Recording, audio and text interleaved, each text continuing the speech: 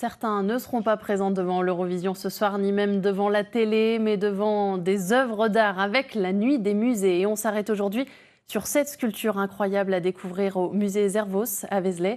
Une navette spatiale en ferraille faite par des lycéens de Joigny en bac professionnel. Le résultat d'un travail entamé dès le mois de septembre. Alexis Gaucher, Romain Liboz. Après des mois de préparation, leur création va pouvoir sortir de l'atelier. Ils viennent de réaliser cette navette spatiale en métal. On a fait à peu près tout, on était un peu dispatchés dans les tâches, on faisait tout et n'importe quoi. Par exemple, il y en a, ils ont coupé les petites plaques comme ça que vous voyez ici. Il y en a, ils ont dû peindre, ils ont dû tout modeler et tout. C'est un grand travail qu'on a fait. J'ai participé sur le montage surtout et j'ai monté les pièces les plus lourdes. On a eu des soucis et tout, donc on est un peu fiers quand même.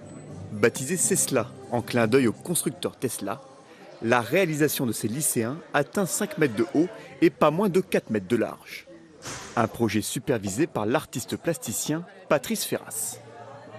Ce que vous voyez, le patchwork en fait est réalisé avec des toits de véhicules qui sont destinés normalement à être recyclés. Et donc nous on a utilisé toute cette palette possible de couleurs pour reconstituer la peau, en tout cas, de la Cessla.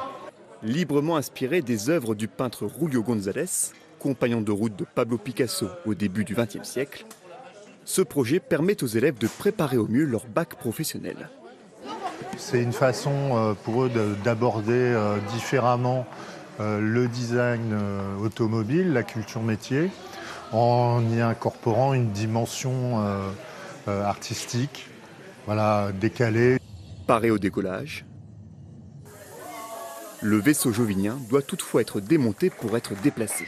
Il sera exposé dans les jardins du musée Zervos à Vézelay pour la Nuit des musées. Voilà, fin de cette édition régionale. Merci de